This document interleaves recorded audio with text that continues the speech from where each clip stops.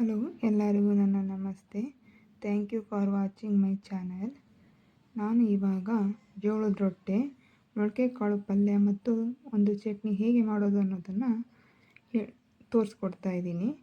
ಅದಕ್ಕೂ ಮುಂಚೆ ಪ್ಲೀಸ್ ನನ್ನ ಚಾನಲ್ಗೆ ಸಬ್ಸ್ಕ್ರೈಬ್ ಆಗಿ ಮತ್ತು ಲೈಕ್ ಮಾಡಿ, ಸಪೋರ್ಟ್ ಮಾಡಿ ಅಂತ ಕೇಳ್ಕೊಳ್ತಾ ಇದ್ದೀನಿ. ಈಗ ನಾವು ಜೋಳದ ರೊಟ್ಟೆ, ಪಲ್ಯ, ಚಟ್ನಿಯನ್ನು ಹೇಗೆ ಮಾಡೋದು ಅಂತ ನೋಡೋಣ. ಈರುಳ್ಳಿ, 3 ಟೊಮೆಟೊ, ಸ್ವಲ್ಪ ಕರಿಬೇವು, ಕೊತ್ತಂಬರಿ ಸೊಪ್ಪು ಮತ್ತು 3 ಹಸಿಮೆಣಸಿಕಾಯನ್ನು ಇಟ್ಕೊಂಡಿದ್ದೀನಿ. ಹಾಗೆ ಮೊಳಕೆ ಕಾಳನ್ನು ಚೆನ್ನಾಗಿ ತೊಳೆದು ಇಟ್ಕೊಂಡಿದ್ದೀನಿ. ನಂತರ ಈ ಎಲ್ಲ ತರಕಾರಿಗಳನ್ನು ನಾನು ಸಣ್ಣದಾಗಿ ಕಟ್ ಮಾಡಿಕೊಂಡು ಇಟ್ಕೊಳ್ತಾ ಇದ್ದೀನಿ. ನಂತರ ಅದಕ್ಕೆ ಸ್ವಲ್ಪ ಎಣ್ಣೆಯನ್ನು ಇಟ್ಕೊಳ್ತಾ ಇದ್ದೀನಿ. ನಂತರ ಬಾಣಲೆಗೆ ಆ ಎಣ್ಣೆ ಹಾಕ್ಕೊಂಡು ಅದಕ್ಕೆ ಸಾಸಿವೆ ಹಾಕ್ತಾಯಿದ್ದೀನಿ. ನಂತರ ಅದಕ್ಕೆ ಕರಿಬೇವು ಹಾಕ್ತಾಯಿದ್ದೀನಿ. ಕರಿಬೇವು ಹಾಕಿದ ಮೇಲೆ ಅದಕ್ಕೆ ನಾನು ಹಸಿಮೆಣಸಿಕಾಯಿಯನ್ನು ಹಾಕ್ತಾಯಿದ್ದೀನಿ.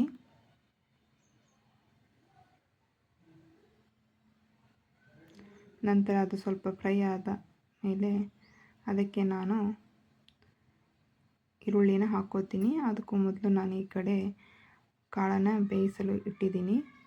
ಈರುಳ್ಳಿ ಹಾಕ್ಕೊಂಡು ನಂತರ ಅದು ಸ್ವಲ್ಪ ಸಮಯವರೆಗೆ ಫ್ರೈ ಆಗಲು ಬಿಡ್ತಾಯಿದ್ದೀನಿ.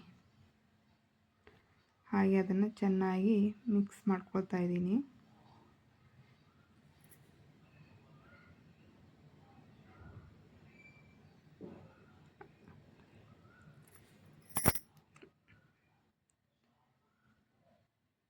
ಸ್ವಲ್ಪ ಫ್ರೈ ಆಗಿದೆ, ಅದಕ್ಕೆ ಸ್ವಲ್ಪ ನಾನು ಉಪ್ಪನ್ನು ಹಾಕ್ತಾ ಇದ್ದೀನಿ.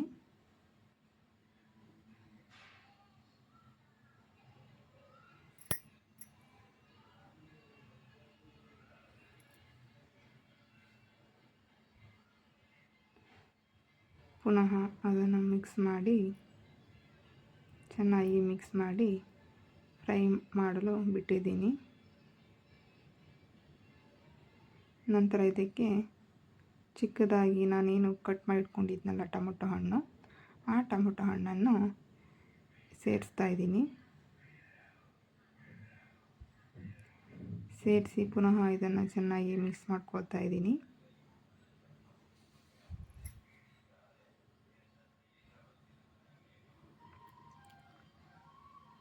ಇದು ಸ್ವಲ್ಪ ಚೆನ್ನಾಗಿ ಫ್ರೈ ಆಗಲಿ. ಇಲ್ಲಿ ಕೊತ್ತಂಬರಿ ಸೊಪ್ಪನ್ನು ನಾನು ಉಪ್ಪು ಹಾಕಿ ನೆನೆಯಲು ಬಿಟ್ಟಿದ್ದೀನಿ.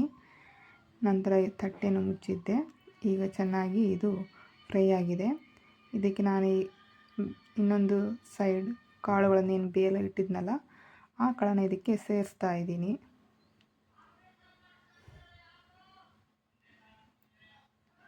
ನಂತರ ಇದನ್ನು ಮಿಕ್ಸ್ ಮಾಡಿ ನಾನು ಸ್ವಲ್ಪ ಹೊತ್ತು ಚೆನ್ನಾಗಿ ಬೇಯಿಸಲು ಬಿಡ್ತಾ ಇದ್ದೀನಿ.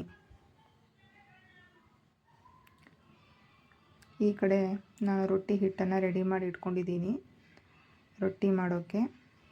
ಹಾಗೆ ಚಟ್ನಿಗೆ 3 ಟೊಮೆಟೊ, ಸ್ವಲ್ಪ ಹಸಿಮೆಣಸಿಕಾಯಿ, ಕೊತ್ತಂಬರಿ ಸೊಪ್ಪು, ಬೆಳ್ಳುಳ್ಳಿ ಇದನ್ನು ಕೂಡ ರೆಡಿ ಮಾಡಿ ಇಟ್ಕೊಂಡಿದ್ದೀನಿ.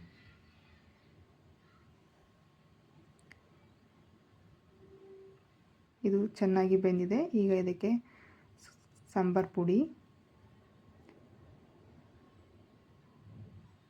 ಮತ್ತು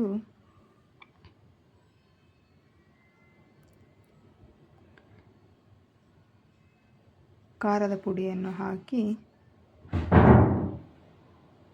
ಇನ್ನೊಂದು ಸಾರಿ ಚೆನ್ನಾಗಿ ಮಿಕ್ಸ್ ಮಾಡಿ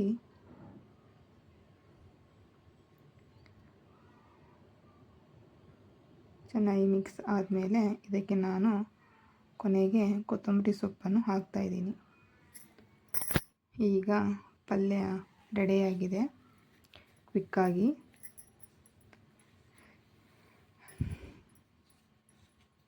ಇಲ್ಲಿ ನಾನು ಟೊಮೆಟೊ ಹಣ್ಣು ಮತ್ತು ಹಸಿಮೆಣಸಿಕಾಯಿಯನ್ನು ಕುದಿಯಲು ಇಟ್ಟಿದ್ದೆ. ಈ ಕಡೆ ಇನ್ನೊಂದು ಸೈಡ್ ನಾನು ರೊಟ್ಟಿಯನ್ನು ಮಾಡ್ಕೊಂಡಿದ್ದೀನಿ. ರೊಟ್ಟಿ ಮಾಡಿಕೊಂಡು ಈಗ ರೊಟ್ಟಿ ಹಂಚಿನ ಮೇಲೆ ರೊಟ್ಟಿಯನ್ನು ಹಾಕ್ತಾಯಿದ್ದೀನಿ.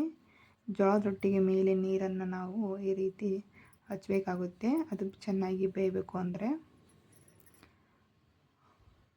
ನೀರನ್ನು ಹಚ್ಚಿದ ಮೇಲೆ ಆ ರೊಟ್ಟಿನ ನಾವು ಎರಡೂ ಸೈಡ್ ಚೆನ್ನಾಗಿ ಬೇಯಿಸಬೇಕು.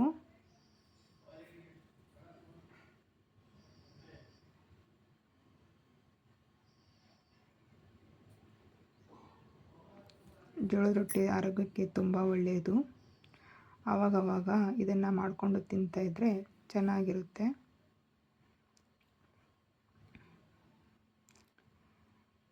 ಈಗ ಅದು ಟೊಮೆಟೊ ಹಣ್ಣು ಹಸಿಮೆಣಸಿಕಾಯಿ ಬೆಂದಾಗಿದೆ. ಅದಕ್ಕೆ ನಾನು ಕೊತ್ತಂಬರಿ ಸೊಪ್ಪು ಮತ್ತು ಬೆಳ್ಳುಳ್ಳಿಯನ್ನು ಹಾಕ್ಕೊಂಡು ಸ್ವಲ್ಪ ಉಪ್ಪನ್ನು ಸೇರಿಸ್ಕೊಂಡು ರುಬ್ಬಿದ್ದೀನಿ.